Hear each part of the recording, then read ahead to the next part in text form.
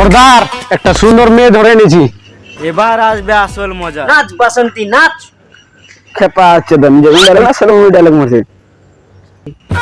আমার ডায়লগের দিকে ফোকাস না করে নিজের নাচের দিকে ফোকাস কর। নাচবো না কি করে নিবি তুই? নাচ, নালে খাটিয়া দিয়ে মারবো, এখানে ছোট পড়ে মরে যাবি। তাহলে সর্দার এই বন্দুকটা কি মশা মারার জন্য রেখেছো নাকি? মারবো মাথায়, মুতে দিবি ক্যাথায়।